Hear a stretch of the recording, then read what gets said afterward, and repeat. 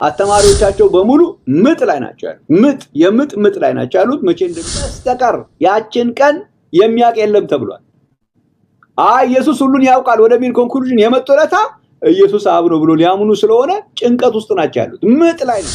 አብና ወልድ የሚባሉ እኩል የሆኑ አካላት ወይም እኩል ፐርሰናል ምንም የማይበላል ሆኖ ታዲያ አብ ብቻ የሚያውቅ ስለመጨረሻው ቀን አብ ብቻ የሚያውቅ ከሆነ ወልድ ደግሞ ማያውቅ ከሆነ እንዴት ነው የማይበላለጡት? ይሄ የሚያውቅ ይሄ ማያውቅ ሁለቱም ያውቃሉ። አብም ያውቃል ወልድም ያውቃል ካላችሁ ይሄ ጥቅስ ደግሞ አይሰራም። ይሄ ጥቅስ ምንድነው የሚለው? አብ ብቻ ነው የሚያውቀው። ትሪኒቴሪያንስ በሏቸው ባይነሪያንስ በሏቸው በሙሉ ምጥ ላይ ናቸው። ምጥ እንዲሁ ከላይ ሲታዩ እነኚህ የማያውቁት በዛ እንትን ውስጥ የሌሉ ሰዎች ናቸው። ዝም ብሎ ሲጨፍሩ ምናምን ጊታር ይዘው ሲወዛወዙ የምታዩዋቸው እንጂ የስነ መለኮት ትምህርት አስተማሪዎች ነን የሚሉ ሰዎች ካልሆነ ሊያውቅ አይችልም። ምክንያቱም ከአባት ብቻ ከአብ በስተቀር የሚያውቅ የለም ተብሏል። ስለዚህ ይሄንን ኢየሱስ ክርስቶስ ያውቃል ካሉ ኢየሱስ አያውቅም ካሉ ደግሞ አምላክ አይደለም ማለት ነው። አምላክ ሳይሆን ይሄንን ሳያውቅ አምላክ ሊሆን አይችልም። የማያውቀው ነገር ያለ አምላክ እዚህ ሁሉ ጊዜ በኋላ ተሳስተናል ኢየሱስ ክርስቶስ ሁሉን ያውቃል ካልን ደግሞ አብ ነው። ምክንያቱም ስለመጨረሻው ቀን የሚያውቀው አብ ብቻ ነው ተብሎ ተጽፏልና ኢየሱስ አብ ነው ተሳስተናል የሁሉ ዘመን ብሎ ማለት ራሳቸውን ዝቅ ማድረግ ስላስጨነቃቸው ተሰወረ የጥበብና የእውቀት መዝገብ ኢየሱስ የማያውቀው ነገር የለም። የተሰወረ የጥበብና የእውቀት መዝገብ ሁሉ በርሱ ነው። ሁሉ ሊባል አይችልም። አንድ የማያውቀው ነገር ካለ ኢየሱስ የማያውቀው ነገር የለም ከተባለ ደግሞ ቀጥታ ማቴዎስ ወንጌል ምዕራፍ 4 ቁጥር 36 ኢየሱስ ስለመጨረሻው ቀን ያውቃል ማለት ነው። ስለዚህ አብ ነው። ከአብ በስተቀር የሚያውቅበት ከአብ በስተቀር ሁሉን ሊያውቅ የሚችል የለም።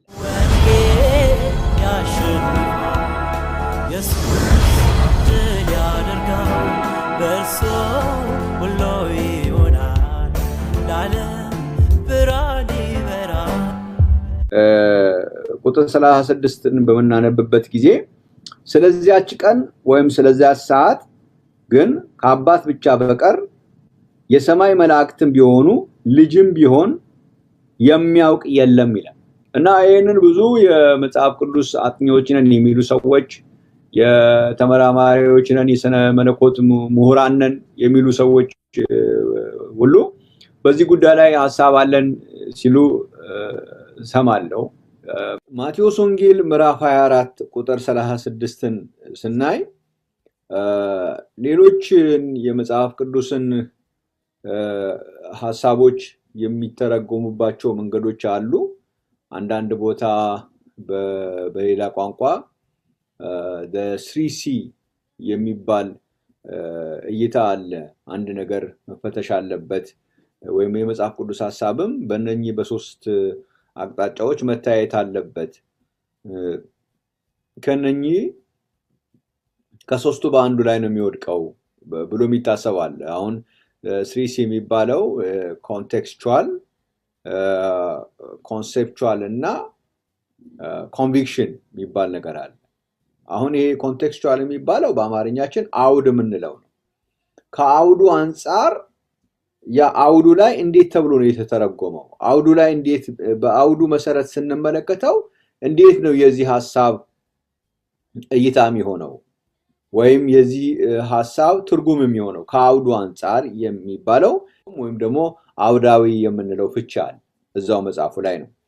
ሁለተኛው ደግሞ ይሄ ኮንሰፕቹዋል የምንለው እሳቤ የምንለው ጽንሰ ሐሳብ የምንለው በጽንሰ ሐሳብ ደረጃ በአንድ በአውዱ ላይ ብቻ ሳይሆን በአጠቃላይ በመጽሐፍ ቅዱስ ውስጥ ባለው ሐሳብ ሲተረጎም ይሄ ኮንሰፕቹዋል የሚባለው ወይም ጽንሰ ሐሳብ በጽንሰ ሐሳብ ደረጃ የዚህ አገላለጽ እይታ ምን ይመስላል የሚለው ማለት ነው።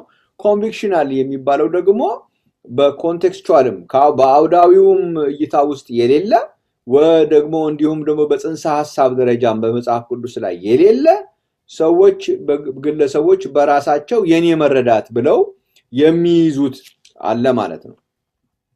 እግዚአብሔር ይመስገን። ሶስቱንም ለማስቀመጥ ሞክራለሁ። እኔ ግን በዚህ በዛሬው እይታችን ላይ ሰፊም ጊዜም ስለሌለ በአንዱ ላይ አተኩራለሁ። ይሄ ኮንቴክስቹዋል በሚባለው ላይ ትኩረት አደርጋለሁ። አውዳዊው ማለት ነው። በዛ አውድ በማቴዎስ ወንጌል ምዕራፍ 24 አውድ ላይ ባለው የዚህ የማቴዎስ ወንጌል ምዕራፍ 24 ቁጥር 36 በምን መልኩ ነው የቀረበው? በመጽሐፉ አውድ ኮንቴክስቹዋል በሚለው ላይ ነው ጊዜ መወስደው። ይሄን ሐሳብ ለምሳሌ ኮንቴክስቹዋል የምንለውም ሆነ ኮንሰፕቹዋል የምንለው ሁለቱም ችግር የለባቸው። ሁለቱም ትክክል ናቸው። ምክንያቱም ከመጽሐፍ ቅዱስ ነው። ኮንቴክስቹዋል ስንልም አውዳዊ ነው። ከዛው ሐሳቡ ያከፍሉ በተጠቀሰበት ምዕራፍ ላይ እንዴት ነው የተተረጎመው የሚለውን የሚያሳይ ነው። ኮንሰፕቹዋል ስንል ደግሞ በዛ በተጠቀሰው ምዕራፍ ላይ ብቻ ሳይሆን ከዛ ውጪ ባለው የመጽሐፍ ቅዱስ እሳቤ በአጠቃላይ የመጽሐፍ ቅዱስ ጽንሰ ሐሳብ በጽንሰ ሐሳብ ደረጃስ ይሄ ነገር እንዴት ሊታይ ይችላል ነው የምንለው። ሁለቱም እውነት ናቸው። ሁለቱም እውነት ናቸው። ኮንቴክስቹዋል የምንለውም እውነት ነው፣ ኮንሰፕቹዋል የምንለውም እውነት ነው። ልዩነቱ ግን ኮንቴክስቹዋል ሲሆን በዛ ምዕራፍ ላይ በዛ ክፍሉን ባገኘነበት ምዕራፍ ላይ በምን መልኩ ቀርበዋል የሚለውን ምንፈታበት ነው። ኮንሰፕቹዋል የምንለው ደግሞ ጽንሰ ሐሳባዊ የምንለው ደግሞ በአጠቃላይ የመጽሐፍ ቅዱስ ትምህርት አንፃር ይሄ ክፍል እንዴት ይታያል የሚለው ነው። ኮንቪክሽናል ከሁለቱም ውጪ ነው። ለምሳሌ አንዱ ላይ ስለማተኩር በተለይ ኮንቴክስቹዋል ወይም አውዳዊ የሚለው ላይ ስለማተኩር ኮንሰፕቹዋል እይታው የማቴዎስ ወንጌል ምዕራፍ 24 ቁጥር 26 ምን ይመስላል የሚለውን ላስቀምጥላችሁ። ማቴዎስ ወንጌል ምዕራፍ 24 ቁጥር 36 ስለዛች ቀን ወይም ስለዛች ሰዓት ማን ነው የሚያውቀው ነው የሚለው? አብ ነው የሚያውቀው ነው የሚለው። ከአባት ብቻ በቀር ማንም ማያውቅም ነው። ስለዚህ ኢየሱስ ክርስቶስም ቢሆን ያውቃል ብንል በወልድነቱ አይደለም የሚያውቀው ነው። ኢየሱስ ክርስቶስ አምላክም ሰውም ነው። በመጽሐፍ ቅዱስ መሰረት ልጅም ነው አባትም ነው። ድንቅ መካር ኃያል አምላክ ሕፃን ተወልዶናል፣ ወንድ ልጅ ተሰጥቶናል፣ ወልድም ነው። ኃያል አምላክ የዘላለም አባት ነው፣ አብም ነው። ስለዚህ ኢየሱስ ክርስቶስ አብም ወልድም ነው። ግን ስለዛች ቀን ወይም ስለዛች ሰዓት የሚያውቀው በወልድነቱ አይደለም፣ በአብነቱ ነው። በወልድነቱ ከሆነ አያውቅም። ምክንያቱም ያውቃል የተባለው ማን ነው ስለተባለ አብ ነው ስለተባለ ኢየሱስ ክርስቶስም ቢሆን የሚያውቀው በወልድነቱ አይደለም በአብነቱ ነው የሚል ሐሳብ ማለት ነው። ኢየሱስ ክርስቶስ በሁሉ ቦታ ይገኛል። በሁሉ ቦታ የሚገኘው ግን በሰውነቱ አይደለም በመንፈሱ ነው እንደምንለው ማለት ነው። ኢየሱስ በሁሉ ቦታ በሰውነቱ አይገኝም። ስለዚህ በሁሉ ቦታ ይገኛል ስንል በፊዚካል ቦዲው ይገኛል ማለት አይደለም። በምኑ ነው የሚገኘው? በመንፈሱ ነው የሚገኘው። ልክ እንደዛው ኢየሱስ ክርስቶስ ስለዛች ቀን ወይም ስለዛች ሰዓት አያውቅም ሲባል ወልድነቱን ነው እንጂ አብነቱን አያውቅም አላለውም። ስለዚህ በወልድነቱ አያውቅም ቢባልም ምንም ችግር የለውም የሚያውቀው በአብነቱ ነውና የሚል ነው። ይሄ ኮንሰፕቹዋሊ ምክንያቱም ሁሉን ነገር ወልድ የሚያገኘው ከአብ ነው። በመጽሐፍ ቅዱስ ጽንሰ ሐሳብ በአጠቃላይ ስትመለከቱ ለምሳሌ በዮሐንስ ወንጌል ምዕራፍ 17 ቁጥር 7 ላይ አብ ለወልድ ሁሉን ሰጠው ይላል። ዮሐንስ ወንጌል 5:26 ላይ አብ ለወልድ ሕይወት ሰጠው ይላል። ዮሐንስ ወንጌል ምዕራፍ 17 ቁጥር 6ንም 9ንም ብናነበው አብ ለወልድ ሰዎች ሰጠው ይላል። ዮሐንስ ወንጌል ምዕራፍ 17 ቁጥር 4 ላይ አብ ለወልድ ሥራ ሰጠው ይላል። ዮሐንስ ወንጌል ምዕራፍ 17 8 እና 14 ላይ ደግሞ አብ ለወልድ ቃል ሰጠው ይላል። ዮሐንስ ወንጌል ምዕራፍ 5:27 ላይ አብ ለወልድ ስልጣን ሰጠው ይላል። የዮሐንስ ወንጌል ምዕራፍ 5 ቁጥር 19 ላይ አብ ለወልድ ሥራ ሰጠው ይላል። ዮሐንስ ወንጌል ምዕራፍ 12 ቁጥር 49 ላይ አብ ለወልድ ትእዛዝ ሰጠው ይላል። ስለዚህ አብ ምንድነው? ሰጪ ነው። ወልድ ደግሞ ከአብ ነው የሚቀበለው እንጂ ወልድ በራሱ ሰጪ አይደለም ማለት ነው። ወልድ በራሱ ስልጣን ሰጪ፣ ወልድ በራሱ ትእዛዝ ሰጪ፣ ወልድ በራሱ ቃል ሰጪ፣ ወልድ በራሱ ሥራ ሰጪ አይደለም። ከአብ ነው የሚሰጠው። ስለዚህ ስለዛች ቀን ወይም ስለዛች ሰዓት የሚያውቀው አብ ብቻ ነው ቢል መጽሐፍ ቅዱስ በወልድነቱ አያውቅም ቢባል ምንም የሚያመጣው ለውጥ የለም የሚል ኮንሰፕት ነው። ኮንሰፕቹዋሊ ይሄ ነገር ምንም ችግር የለበትም። ሶስተኛው ኮንቪክሽናል የምንለው ነው። ኮንቪክሽናል የምንለው መጽሐፉ ላይ ምንም አናገኝም፣ እንዲሁ በጥያቄ የተሞላ ሐሳብ ነው፣ የግለሰባዊ ሐሳብ ነው። ግለሰቦች ለምሳሌ ኢየሱስ አብ አይደለም፣ ስለዚህ ስለዛች ቀን ወይም ስለዛ ሰዓት አያውቅም በቃ ብሎ ይዘጋሉ። እንዴ በሌላ ቦታ ላይስ ሁሉን ያውቃል የሚባል ሌላም ኢየሱስ ክርስቶስ አምላክ ነው የምትሉትስ ነገር ምንድነው ስትሉ ወደዛ ገፍተው አይሄዱ። ስለዚህ ይሄ ምንድነው? ኮንቪክሽን ነው። ቀጥ ነው የሚሉት። ማስረጃ ማቅረብ አይችሉም፣ ማስረጃ አይቀበሉም፣ ማስረጃ አያቀርቡም። በቃ እኔ የገባኝ ይሄ ነው፣ ለኔ የገባኝ ይሄ ነው ይሉና በራሳቸው ይሄዳሉ ማለት ነው። ያ ኮንቪክሽን ነው። በየትኛውም ኮንቴክስቹዋሊም ሆነ ኮንሴፕቹዋሊ ከመጽሐፍ ቅዱስ ማስረጃ ማቅረብ አይችሉም እዚህኛው ግሩፕ ውስጥ ያሉ ሰዎች። በሌላ መልኩ ደግሞ ምን ይላሉ? ወልድ የማያውቅ ለመምሰል ነው እንጂ ይላሉ። ሌሎቹ ደግሞ ኮንቪክሽን ያላቸው ደግሞ ወልድ የማያውቅ ለመምሰል ነው እንጂ ያውቃል ይላሉ።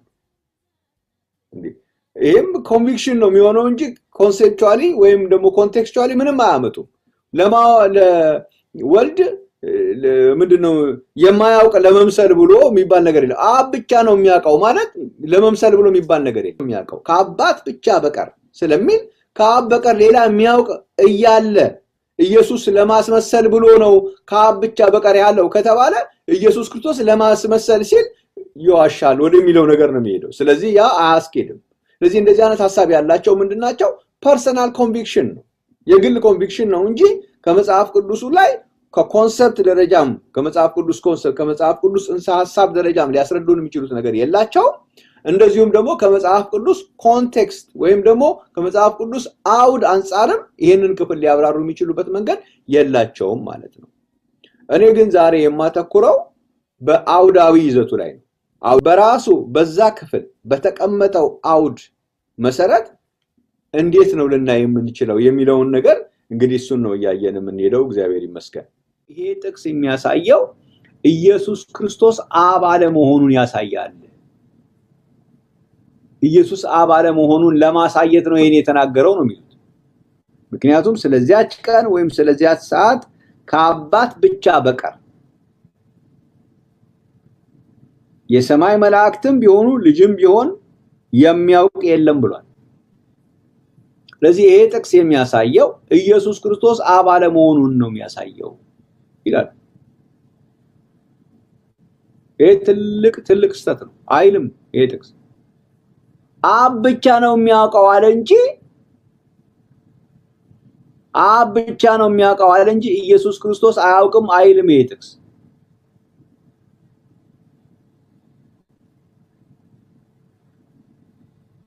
አብ ያልሆነ ግን ማንም ይሄን አያውቅም። ይሄ ግልጽ ነው። አብ ያልሆነ ማንም ይሄንን አያውቅም። አብ ብቻ ነው የሚያውቀው።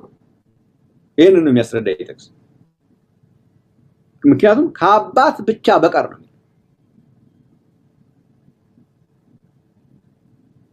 ይሄ ክፍል የአንድ አምላክ ትምህርትን ሊቃረን ይችላል። ኢየሱስን አምላክ ነው፣ ኢየሱስን የዘላለም አባት ነው ብሎ የሚያምኑ ሰዎችን ይቃረናል ይላል። እንዲያው እኔ በእግዚአብሔር ቃል በደንብ አድርገን እናየዋለን። ስናየው ኢየሱስ ክርስቶስን አብን ከወልድ ለይተው ለሚያዩ ሰዎች ትክክለኛ ሐሳቤ ላይ ትክክለኛ ትምህርት ላይ አለመሆናቸውን የሚያሳይ ነው ይሄ ክፍል። እንዴት በሉ? የመጀመሪያው ነገር ኢየሱስ ክርስቶስ አብ ካልሆነ ይሄን አያውቅም። ኢየሱስ አብ ካልሆነ ሊያውቅ አይችልም። ምክንያቱም ከአባት ብቻ ከአብ በስተቀር የሚያውቅ የለም ተብሏል። ስለዚህ ይሄንን ኢየሱስ ክርስቶስ ያውቃል ካሉ ኢየሱስ አብ ነው ማለት ነው። አያውቅም ካሉ ደግሞ አምላክ አይደለም ማለት ነው።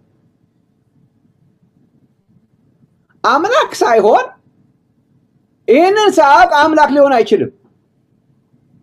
የማያውቀው ነገር ያለ አምላክ ሊኖር አይችልም። አንድ ያልገባቸው አንድ የተምታታባቸው ነገር እንዳለ ነው የሚያሳይ። እንዲሁ ዝም ብሎ ጥቅሱን ብቻ ከላይ ስታዩት ይመስላል። ነገር ግን በደንብ አንጥራችሁ ስትመለከቱ ወደ ኋላ ወደ እነሱ ጥያቄ የሚያመጣ ነገር ነው። በጣም ጥሩ። ኢየሱስ አብ አለመሆኑን ነው የሚያሳየው። በጣም ጥሩ። እሺ።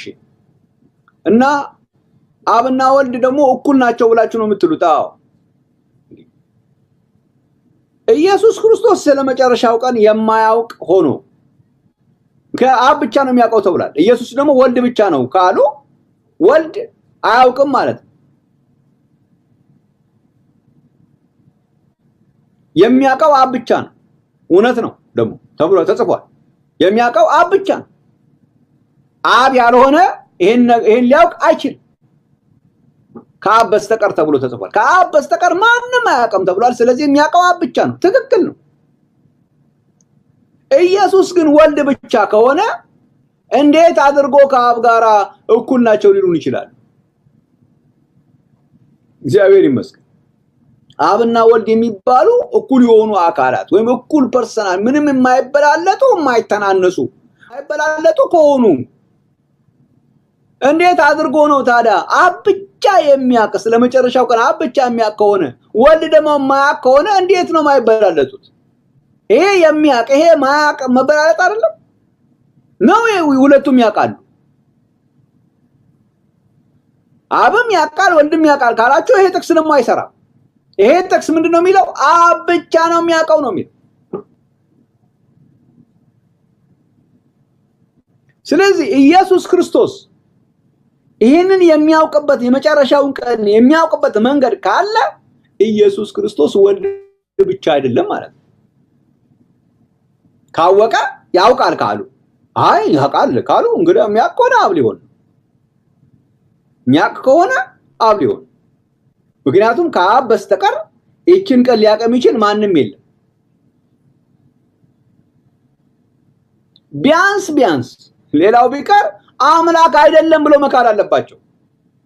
በጣም ብዙ የስነ መለኮት አስተማሪዎች ነን የሚሉ ኢየሱስ አምላክ ነው ብለው እንግዲህ ኢየሱስ አምላክ ከሆነ እኮ የማያውቅ አምላክ ሁሉን የማያውቅ አምላክ እንዴት ሊሆን ይችላል? አምላክ ነው ካላችሁ ሁሉን ያውቃል ማለት ነው። ሁሉን ካወቀ ደግሞ አብ ነው። አብ ካልሆነ መነቃነቂያ የለውም። ስለዚህ ይሄ ትምህርት ኢየሱስ ክርስቶስን አብ አይደለም የሚሉ ሰዎች ራሳቸውን ጠልፈው የሚጥሉበት እንጂ ለአንድ አምላክ አማኞች የሚቀርብ ጥያቄ የአንድ አምላክ አማኞችን ቻሌንጅ ለማድረግ የሚመጣም አይደለም። ግን ይመስላቸውና ያቀርባሉ። እኛም ደግሞ አቀራረቡንና አያያዙን ካላወቀን ሊገርመን ይችላል። ስለዚህ ወደዛ ነው የምንጠይቃቸው። በጣም ጥሩ። አብ ብቻ ነው የሚያውቀው ነው የምትሉት? አዎ። ከአብ በስተቀር ማንም አያውቅም። ኢየሱስ ሁሉን ያውቃል ወይ? አዎ። እንዴት ኢየሱስ ክርስቶስ አብ ካልሆነ ሁሉን ሊያውቅ ይችላል? ሁሉን የሚያውቅስ ከሆነ እንዴት አድርጎ ነው የመጨረሻውን ቀን ማያውቀው? የመጨረሻውን ቀን እስካላወቀ እንዴት ሁሉን ያውቃል ይባላል? እስኪ አንዳንድ ጥቅሶችን እንመልከት። ዮሐንስ ወንጌል ምዕራፍ 31 ላይ ምዕራፍ 21 ላይ ያልገባቸውን ነገር ባይነካኩት ጥሩ ነው። ዝም ብሎ አንድ ጥቅስ ከዚህና ከዛ አጋጫጭተው የሆነች ነገር ይፈጥሩና ከዛ በኋላ ያገባን የሚሉት አስተሳሰብ በሌሎች ጥቅሶች ሲፈተሽ ዋጋና ቦታ የሌለው ይሆናል። እግዚአብሔር ይመስገን። አብና ወልድን ለመለያየት የሆነ ጥቅስ ከዛና ከዛ ሰፈር ወስለው ሊሆን ይችላል። ይሄው የኔ ያሳየና ብሎ ሊሆን ይችላል። እንደዚህ አይነት ሰፈር ላይ ሲመጣ ግን አብና ወልድን ለያይቶ ኢየሱስ ክርስቶስን ወልድ ብቻ ብሎ አስቀምጦ እንደዚህ አይነት ጥቅሶችን ማለፍ አይቻልም። ኢየሱስ ወልድ ብቻ ከሆነ ስለመጨረሻው ቀን አያውቅም ማለት ነው። ስለመጨረሻው ቀን ካላወቀ ደግሞ አምላክ ሊሆን አይችልም። ከምንድን ነው የሚሻለው? ካንተ በምንድን ነው የሚሻለው? ይሄ ስነ መለኮት ተመራማሪ ነኝ ከሚለው ኢየሱስ ምንድን ነው የሚሻለው? እሱ ማያውቅም፣ አንተም አታውቅም፣ እኔም አላውቅም። ከዛ በኋላ ደግሞ እናመልከው ትላለህ። ደግሞ መልሰህ ለምንድን ነው የማመልከው? ልክ እንደኔ እኔ ማላውቀው ነው ማያውቅ ከሆነ ኢየሱስ የሚመለክበት ምክንያት ምንድን ነው? ገናና ነው አቻ የለውም ደግሞ ብለህ ደግሞ እንበል ትለኛለህ። የነገስታት ንጉስ ነው እንበል ትለኛለህ። አምላክ ነው እንበል ትለኛለህ። ተወዳዳሪ የለውምና አቻም የሆነው የለውምና ገናና ኢየሱስ ገናና እንበል ትለኛለህ። ደግሞ መልሰህ ደግሞ ገልበጥ ሳደርግ ደግሞ አይ እንደኔው ነው የመጨረሻውን ቀን እኔም አላውቅም፣ አንተም አላውቅም፣ አንተም አታውቅም፣ ኢየሱስም አያውቅም። ካላወቀ ታዲያ ከኔ በምን ይሻላል? ምን እንደሚሉ አስበው አይደለም የሚናገሩት፣ እንደመጣላቸው እንደተሰጣቸው እንጂ እንደ እግዚአብሔር ቃል ግራ ቀኙ በደንብ ሳያስቡት የገቡበት ወጥመን ነውና ጌታ ኢየሱስ ክርስቶስ ይርዳቸው እላለሁ እንደዚህ አይነት ወገኖቼ። በዮሐንስ ወንጌል ምዕራፍ 21 ላይ መጽሐፍ ቅዱስ ምን ይላል? ኢየሱስ ክርስቶስ ስምዖን ጴጥሮስን በሚያነጋግረው ጊዜ የተነገረ ቃል ነው። ምን ይላል? ከቁጥር 15 ጀምሮ ላንብበው። ምሳ ከበሉ በኋላ ኢየሱስ ስምዖን ጴጥሮስን የዮና ልጅ ስምዖን ሆይ ከነዚህ ይልቅ ትወደኛለህን አለው። ጌታ ሆይ እንደወደ አንተ ታውቃለህ አለው። አገልግሎቼን አሰማራ አለው። ደግሞ ሁለተኛ የዮና ልጅ ስምዖን ሆይ ትወደኛለህን አለው። አዎን ጌታ ሆይ እንደወደ አንተ ታውቃለህ አለው። ጠቦቶቼን ጠብቅ አለው። ሶስተኛ ጊዜ የዮና ልጅ ስምዖን ሆይ ትወደኛለህን አለው። ሶስተኛ ትወደኛለህን ስላለው ጴጥሮስ አዘነና ጌታ ሆይ አንተ ሁሉን ታውቃለህ፣ እንደወድህ አንተ ታውቃለህ አለ። ኢየሱስም በጎቼን አሰማራ። ሐዋርያው ጴጥሮስ በጎች የማሰማራት ጠቦቶችን የመጠበቅ ግልገሎችን የማሰማራት ኃላፊነት ከኢየሱስ ሲወስድ አንዱ በዛ የተገለጸው ነገር ምንድነው? ጌታ ሆይ አንተ ሁሉን ታውቃለህ። ኢየሱስ ሁሉን ያውቃል። እዚህ ቦታ ላይ ይሄ ክፍል ኢየሱስ ክርስቶስን ወልድ ብቻ አድርጎ የሚያስቀምጠው ቢሆን ኖሮ ሁሉን ታውቃለህ እንዴት ይሆናል? የማያውቀው ነገር ካለ አንድም ነገር እኮ ማታውቀው ነገር ካለ ሁሉ የሚባለው ነገር ይፈርሳል። ኢየሱስ ሁሉን ያውቃል ካልክ ደግሞ የማያውቀው አንድም ነገር መቅረት የለበትም። ስለዚህ ኢየሱስ ሁሉን የሚያውቅ ከሆነ የመጨረሻውንም ዘመን ያውቃል ማለት ነው። አይ የመጨረሻውን ዘመን አያውቅም ካልክ ሁሉን አያውቅም ማለት ነው። ሁሉን ካላወቀ ደግሞ ሁሉን ያውቃል የሚለው ጥቅስ ትክክል አይደለም ማለት ነው። አንድ ነገር ካጎደልክበት ከሁሉ ላይ ሁሉ ሊሆን አይችልም። ስለዚህ ኢየሱስ ሁሉን ያውቃል ስንል የመጨረሻውንም ቀን ጨምሮ ነው የሚያውቀው። እግዚአብሔር ይተባረክ። የመጨረሻውን ዘመን ካወቀው ደግሞ የመጨረሻውን ዘመን የሚያውቀው አብ ብቻ ነው ስለሚል ኢየሱስ ክርስቶስ ወልድ ብቻ ሳይሆን አብ መሆኑን ተረጋገጠ ማለት ነው። ስለዚህ ይሄ ነው የሚያስፈራቸው።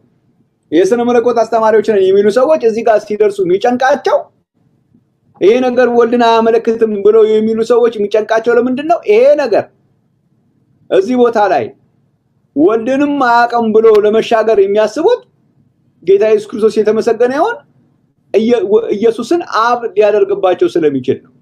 ስለዚህ እቺን በጥያቄ መልክ ነው ዘለው ማለፍ የሚፈልጉት። ልክ ቻሌንጅ በማድረግ መልክ ነው እንጂ የሚያልፉት ራሳቸውን በመጠየቅ አይደለም። ስለዚህ ራሳቸውን መጠየቅ ያስፈልጋል። አብ ብቻ ነው የሚያውቀው ሲሉ አዎ በላችሁ ዛጋ መያዝ ነው። አብ ብቻ ነው የሚያውቀው። አዎ ታዲያ ኢየሱስ ክርስቶስ ሁሉን ያውቃል ወይ? አዎ ያውቃል። ታዲያ ሁሉን የሚያውቀው ነው የመጨረሻውን ቀን ያውቃል አያውቅም? ያውቃል። ስለዚህ የመጨረሻውን የሚያውቀው ነው እኮ አብ ነው። ምክንያቱም አብ ካልሆነ ሊያውቅ አይችልማ። ከአብ በስተቀር የሚያውቅ የለማ።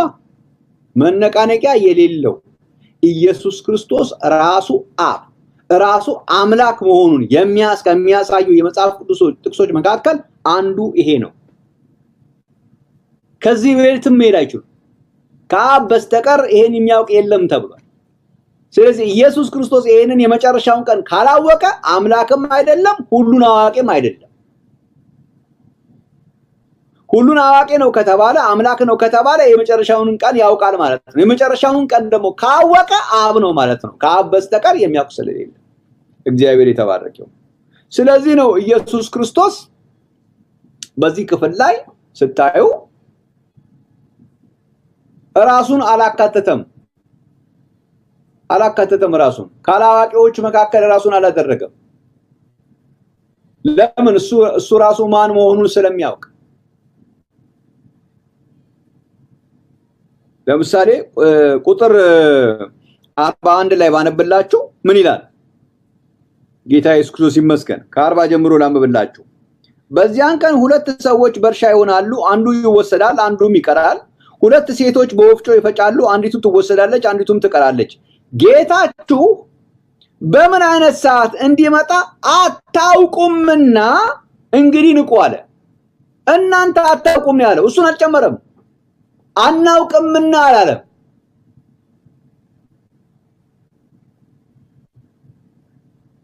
አናውቅምና አላለም። አታውቁምና። ስለዚህ የማያውቁት ማን ናቸው? ደቀ መዛሙርት ናቸው፣ ልጆቹ ናቸው። እነሱ አያውቁም። እሱን አይጨምርም። ስለዚህ ብዙ ጊዜ እዚህ ቦታ ላይ ልጅም ቢሆን አያውቅም የሚለውን ነገር በራሳቸው ሐሳብ ይተረጉሙትና አይ ኢየሱስን መሆን አለበት ወልድን ማለት ነው። ኖ ልጅም ቢሆን አያውቅም የተባለው አታውቁም የተባሉት ልጆቹ እነማን ናቸው? ደቀ መዛሙርት ናቸው። ማን ይሄን የተናገረው? ኢየሱስ። ምን አለ? ጌታችሁ በምን ሰዓት እንዲመጣ አታውቁምና። ስለዚህ አታውቁም የተባሉት ልጆቹ ናቸው። ልጆቹ አያውቁም ጌታቸው በምን ሰዓት እንዲመጣ እንጂ እሱን ጨምሮ ወልድን የሚያመለክት ሐሳብ ቢሆን ኖሮ ጌታችሁ በምን ሰዓት እንዲመጣ አታውቁም ይል ነበር። ጌታችሁ ነው ያለው። የሚመጣው እሱ ነው። ጌታችሁ ነው ያለው። የእናንተ ጌታ ማን? ኢየሱስ ነው። በምን ሰዓት እንዲመጣ አታውቁም ነው ያለው። እግዚአብሔር የተባረከ ይሁን። ስለዚህ መጽሐፍ ቅዱስ ውስጥ ልጅ የሚባል ሐሳብ በሚጠቀስበት ጊዜ በመጽሐፍ ቅዱስ ውስጥ ህዝቡን የሚወክልበት ጊዜ አለ። አሁን እዚህ ጋር ደቀ መዛሙርቱን መሆኑን አስቀምጧል። ለደቀ መዛሙርቱ ነው ጌታችሁ በምን ሰዓት እንዲመጣ አታውቁምና እንግዲህ ንቁዋል። ስለዚህ አታውቁም የተባሉት እነማን ናቸው? ደቀ መዛሙርቶቹ ናቸው፣ ልጆቹ ናቸው። እግዚአብሔር ይመስገን። የተቀበሉት ሁሉ ግን በስሙ ለሚያምኑት ለነሱ የእግዚአብሔር ልጆች ሆኑ ዘንድ ስልጣን ሰጣቸው። ስለዚህ ልጆቹ አያውቁም። እናንተ ጌታችሁ እስኪመጣ ድረስ አታውቁምና ንቁ አላቸው። እሱን የሚጨምር ቢሆን ኖሮ አናውቅምና ይል ነበር። እሱም አያውቅም ማለት ነው።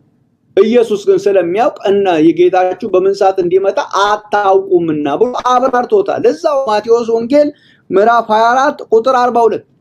ስለዚህ እነኚህ ሰዎች ይሄንን ጥቅስ ለማብራራት ሲፈልጉ ማቴዎስ ወንጌል ምዕራፍ 24 ቁጥር 42ን ቀደው ማውጣት ወይ መሰረዝ አለባቸው ማለት ነው፣ ወይ መደለዝ አለባቸው ማለት ነው። ማቴዎስ ወንጌል ምዕራፍ 24 ቁጥር 42 ቁጭ ብሎ የማቴዎስ ወንጌል ምዕራፍ 24 ቁጥር 36 ትርጉም ኢየሱስን ሊያጠቃልል አይችልም።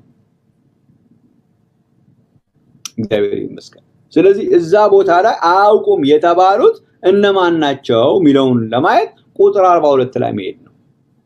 ቁጥር 42 ላይ አታውቁም የተባሉት ደቀ መዛሙርት ናቸው። ደቀ መዛሙርት የእግዚአብሔር ልጆች ናቸው። የእግዚአብሔር ልጆች ደግሞ በአንድ ጾታ ወይም በአንድ ማንነት ልጅ ተብሎ ይጠራሉ። በብሉይ ኪዳንም በአዲስ ኪዳን።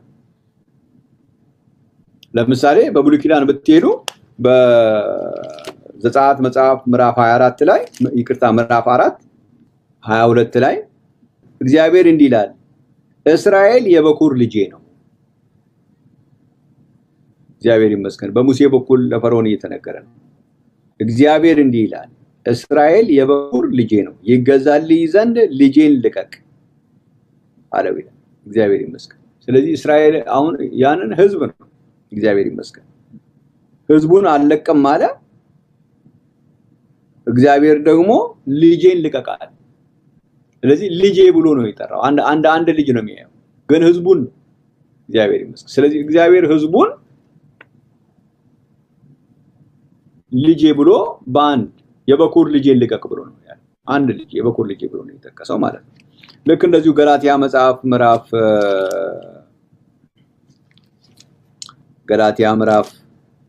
4 ላይ እንደዚሁ ህዝቡን በአንድ ልጅ ብሎ ብቻ የሚገልጽበት ሁኔታ አለ። ይሄንን ገላትያ ምዕራፍ 4 ላይ ሄዳችሁ ማየት ትችላላችሁ። ቁጥር 5 ላይ እንደ ልጆች እንሆን ዘንድ ከሕግ በታች ያሉትን ይዋጅ ዘንድ ልጆችም ስለሆናችሁ ይላል። ቁጥር 6 ላይ ልጆችም ስለሆናችሁ ስለዚህ ከእንግዲህ ወዲህ ልጅ ነህ እንጂ ባሪያ አይደለም ማለት ነው። ስለዚህ አያውቁም የተባሉት ደቀ መዛሙርቱ ናቸው፣ በዚህ በኮንቴክስቱ መሰረት ማለት ነው። እግዚአብሔር ይመስገን። ስለዚህ ይሄ ጥቅስ በኮንቴክስቹዋል ኮንሰፕት ካያችሁት፣ በኮንቴክስት ማለት ከአውዱ አንፃር በምትመለከቱበት ጊዜ የሚያሳየው የማያውቁት ደቀ መዛሙርቱ መሆናቸውን ጌታችሁ በምን ሰዓት እንዲመጣ አታውቁም ብሎ ደቀ መዛሙርቱን የሚያመለክት ወይም ልጆቹን ወይም ደግሞ በአንድ በነጠላ ቃል የሱን የአዲስ ኪዳን ልጁን ደቀ መዛሙርቱን የሚያመለክት መሆኑን አሳይቷል ማለት ነው። እግዚአብሔር ይመስገን። ሌላኛው ደግሞ ምንድነው ከኮንቴክስቹዋል ወተን ኮንሰፕቹዋል ወይም ደግሞ በጽንሰ ሐሳብ ደረጃም ሊታይ ይችላል። አሁን በጽንሰ ሐሳብ ደረጃ ሲታይ ደግሞ ምን ማለት ነው? ኢየሱስን በአጠቃላይ ሳይሆን ኢየሱስ ክርስቶስ ሁለት ገጽታ ነው ያለው። ኢየሱስ ሁለት ገጽታ አለው። አንደኛው የአምላክነት ገጽታ አለው፣ ሌላው የሰውነት ገጽታ አለው። የአባትነት ገጽታ አለው፣ የልጅነት ገጽታ አለው። እግዚአብሔር ይመስገን። የመንፈስነት ገጽታ አለው፣ የሰውነት ገጽታ አለው። ስለዚህ የሚያቀው በአባትነቱ፣ በመንፈስነቱ፣ በአምላክነቱ ነው እንጂ በስጋው ሰውነት ወይም በልጅነቱ አይደለም የሚል ይሄ ደግሞ በጽንሰ ሐሳብ ደረጃ መጽሐፍ ቅዱስን ስትመለከቱ አብና ወልድን የሚያስቀምጥበትን ጽንሰ ሐሳብ ስትመለከቱ ከጽንሰ ሐሳብ ደረጃ ይሄን በዚህ መንገድም ልታዩ ትችላላችሁ ማለት ነው። እግዚአብሔር የተባረከ ይሁን። ስለዚህ በኮንቴክስት ደረጃ ግን ከአውድ አንፃር የምታዩ ከሆነ ግን ይሄ ክፍል የሚያወራው ስለ ደቀ መዛሙርቱ ወይም ስለ ልጆቹ ማን ግልጽ አድርጎታል? ኢየሱስ ራሱ ግልጽ አድርጎታል። ሌላኛው እዚህ ላይ ሳልጠቅስላችሁ ማላልፈው ራሱን ኢየሱስ ክርስቶስ በዚህ በማቴዎስ ወንጌል ምዕራፍ 24 ላይ እሱን ለማመልከት በሚፈልግባቸው ክፍሎች ላይ በዚህ በማቴዎስ ወንጌል አውድ ላይ እሱን ሲያመለክት ሁሉንም የሰው ልጅ ሚል ቃል ተጠቀሙ እንጂ ልጅ ሚል ቃል አልተጠቀመም። ለምሳሌ ምዕራፍ 24ን ቁጥር 27 ላይ ብታዩ መብረቅ ከሰማይ ወጥቶ እስከ ምዕራብ እንደሚታይ የሰው ልጅ መምጣት እንዲሁ ይሆናል ይላል። ምልክት በሰማይ ይታያል ይላል። የልጅ ምልክት በሰማይ ይታያል አይደል? የሰው ልጅ ብሎ ነው በዚህ ቦታ ላይ የገለጸው። እዛው ቁጥር 30 ላይ የሰው ልጅንም በኃይልና በብዙ ክብር በሰማይ ደመና ሲመጣ ያዩታል ይላል። እዚህ ጋርም የሰው ልጅ ብሎ ነው ራሱን የገለጸው። ቁጥር 37ም ላይ የኖህ ዘመን እንደነበረ የሰው ልጅ መምጣት እንዲሁ ይሆናል ብሎ ነው የገለጸው። እንዲሁም ቁጥር 39 ላይ የጥፋት ውሃ መጥቶ ሁሉን እስከወሰደ ድረስ እንዳላወቁ የሰው ልጅ መምጣት ደግሞ እንዲሁ ይሆናል። የሰው ልጅ ብሎ ነው እዚህ ጋር የገለጸው። ቁጥር 44ም ላይ ስትሄዱ ስለዚህ እናንተ ደግሞ ተዘጋጅታችሁ ኑሩ፣ የሰው ልጅ በማታስቡበት ሰዓት ይመጣል። ስለዚህ በሙሉ ራሱን ለመግለጽ ስድስት ጊዜ ተጠቅሟል። ስድስት ጊዜም እሱን ለማመልከት የተጠቀመው የሰው ልጅ። ስለዚህ ቁጥር 36 ላይ ኢየሱስ ክርስቶስ ራሱን ለማመልከት ቢሆን ኖሮ እሱንም ምን ብሎ ነበር የሚያስቀምጠው ማለት ነው? ስለዚያች ቀንና ስለዚያች ሰዓት ከአባት ብቻ በቀር የሰማይ መላእክትም ቢሆን የሰው ልጅም ቢሆን የሚያውቅ የለም ብሎ ነበር የሚያስቀምጠው። ምክንያቱም ራሱን በዚህ ኮንቴክስት በማቴዎስ ወንጌል ምዕራፍ 24 ኮንቴክስት ራሱን እየገለጸ የመጣው የሰው ልጅ እያለ። ስለዚህ ቁጥር 36ም ላይ እሱን ለማመልከት ከሆነ ልክ በሌሎቹ ቁጥሮች እሱን ለማመልከት የሰው ልጅ እያለ እንደመጣው ቁጥር 36 ላይ ሲደርስ የሚቀይርበት ምክንያት የለው። ስለዚህ ከኮንቴክስቱ አንፃር ኢየሱስ ራሱን ሪፈር እያደረገ ያለው የሰው ልጅ በሚለው ቃል። ስለዚህ ቁጥር 36 ያለው ኢየሱስን እንደማያመለክት በቀላሉ ማወቅ ትችላላችሁ። ያው በሁለተኛና በዋናነት ደረጃ ደግሞ ኢየሱስ ወደ ኤክስፕላኔሽን ሲመጣ የማያውቁት እነማን ናቸው? ከመላእክት ቀጥሎ ስለዛች ቀን ወይም ስለዛ ሰዓት አቆም የተባለው ልጅ ተብሎ የተጠቀሰው ማንን ነው የሚለውን ነገር ደግሞ ቁጥር 42 ላይ ጌታችሁ በምን ሰዓት እንዲመጣ አታውቁምና ብሎ ማስቀመጡ ይሄን ግልጽ አድርጎታል። እሱንም የሚጨምር ቢሆን ኢየሱስም ከማያውቁት መካከል ቢሆን ኖሮ ስለዛች ሰዓት ስለዛች ጊዜ ጌታችሁ የሚመጣበትን ሰዓት አናውቅምና ብሎ ራሱን ያካትት ነበር፣ ግን አላካተተም። ስለዚህ ኢየሱስ ክርስቶስን የማያካትት መሆኑን በዚህ ሁሉ መረጃ ማሳየት ይችላልላችሁ። አንድ ሌላ ልጨምርላችሁ ቆላሲስ መጽሐፍ ላይ ይሄንን ልጨምርላችሁ። ቆላሲስ መጽሐፍ አንዱ ይሄንን ኢየሱስ ክርስቶስን አብ አይደለም የሚል ጭንቀት ነው ይሄን የፈጠረባቸው። ምክንያቱም ምንም መውጫ የሌለው ትምህርት ነው ወንድሞቼ እናቶች፣ መውጫ የሌለው ትምህርት። ኢየሱስ ስለመጨረሻው ቀን ያውቃል፣ ምክንያቱም ሁሉን ያውቃል በሚለው ሁሉን ቻይ አምላክ ነው በሚለው በሌሎችም ጥቅሶች ሄደን እንዴ ኢየሱስማ ማወቅ አለበት ወደሚለው ኮንክሉዥን ደረሱ ማለት ኢየሱስ አብ ነው ብሎ አመኑ ማለት ነው። ምክንያቱም ከአብ በስተቀር ያችን ቀን የሚያውቅ የለም ተብሏል። ኢየሱስ ሁሉን ያውቃል ወደሚል ኮንክሉዥን የመጡለታ ኢየሱስ አብ ነው ብሎ ሊያምኑ ስለሆነ ጭንቀት ውስጥ ናቸው ያሉት። ምጥ ላይ ነው ያሉት በሙሉ። ባይነሪ ምናምን የምትሉት ትሪኒቴሪያንስ በሏቸው ባይነሪያንስ በሏቸው በሙሉ ምጥ ላይ ናቸው። ምጥ እንዲሁ ከላይ ሲታዩ እነኚህ የማያውቁት በዛ እንትን ውስጥ የሌሉ ሰዎች ናቸው። ዝም ብሎ ሲጨፍሩ ምናምን ጊታር ይዘው ሲወዛወዙ የምታዩዋቸው እንጂ የስነ መለኮት ትምህርት አስተማሪዎች ነን የሚሉ ሰዎች ምጥ ላይ ናቸው። ምጥ ላይ ከዚህ ሁሉ ጊዜ በኋላ ተሳስተናል። ኢየሱስ ክርስቶስ ሁሉን ያውቃል ካልን ደግሞ አብ ነው። ምክንያቱም ስለመጨረሻው ቀን የሚያውቀው አብ ብቻ ነው ተብሎ ተጽፏልና ኢየሱስ አብ ነው ተሳስተናል የሁሉ ዘመን ብሎ ማለት ራሳቸውን ዝቅ ማድረግ ስላስጨነቃቸው በምጥ ውስጥ ነው ያሉት። የሰነ መለኮት ተማሪዎች ነን የሚሉ አስተማሪዎቻቸው ምጥ ውስጥ ናቸው። ሌሎቹ ማያውቁት ናቸው። ዝም ብሎ ወይ የሚሉት በየመድረኩ እግዚአብሔር ይመስገን በመስኮት እንገባለን በመስኮት እንወጣለን ግንብ እንደረምሳለን በግርግዳ እንገባለን ምናምን እያሉ ዝም ብሎ እንዲህ አይነት ማይጠቅም ነገር ውስጥ እየጨፈሩ ይኖራሉ እንጂ ወደ መለኮት ትምህርት ውስጥ በሚመጣበት ጊዜ ግን አስተማሪዎቻቸው በሙሉ ምጥ ላይ ናቸው ያሉት። ምጥ ላይ ናቸው ያሉት። መቼ እንደሚወሉት እግዚአብሔር ይወቅ። እግዚአብሔር ይመስገን። እኔ ግን ምጡን ትንሽ ላፋፍመው ይሄን ጥቅስ አነባለሁ ምጡ እንዲፋፋ። ቆላስይስ ምዕራፍ 2 ቁጥር 1 ላይ ቆላስይስ ምዕራፍ 2 ቁጥር 1 እንደዚህ ይላል፣ ስለናንተና በሎዶቅያ ስላሉት ፊቴንም በስጋ ስላላዩት ሁሉ እንዴት ያለ ትልቅ መጋደል እንዳለ ልታውቁ ወዳለሁ። ልባችሁ እንዲጸናና በፍቅርም ተባብረው በማስተዋል ወደሚገኝ ወደ መረዳት ባለጠግነት ሁሉ እንዲደርሱ የእግዚአብሔርን ምስጢር እርሱንም ክርስቶስን እንዲያውቁ እጋደላለሁ። ተመልከቱ። አሁን እቺ የምጧን ቃል በደንብ ስሙልኝ። ምን ይላል መሰላችሁ? የተሰወረ የጥበብና የእውቀት መዝገብ ሁሉ በርሱ ነውና ይላል። የተሰወረ የጥበብና የእውቀት መዝገብ ኢየሱስ የማያውቀው ነገር የለም። የተሰወረ የጥበብና የእውቀት መዝገብ ሁሉ በርሱ ነው። ሁሉ የጥበብ በሉት የእውቀት በሉት ሁሉ። ስለዚህ ኢየሱስ የማያውቀው ጥበብ ኢየሱስ የማያውቀው ዕውቀት የለም። ሁሉ ነው በርሱ ያለው። ስለዚህ ኢየሱስ ክርስቶስ የጥበብ ሁሉ ኢየሱስ ጋር ከሆነ ዕውቀት ሁሉ ኢየሱስ ጋር ከሆነ ኢየሱስ ጋር የጥበብ ሁሉ የዕውቀት ሁሉ መዝገብ ሊባል አይችልም። ሁሉ ሊባል አይችልም አንድ የማያውቀው ነገር ካለ። ኢየሱስ ስለመጨረሻው ቀን አያውቅም ከተባለ የጥበብ የዕውቀት ሁሉ የሚለው አይሰራም። የዕውቀት ሁሉ የሚለው እውነት የሚሆነው ኢየሱስ የማያውቀው ነገር የለም ማለት ነው።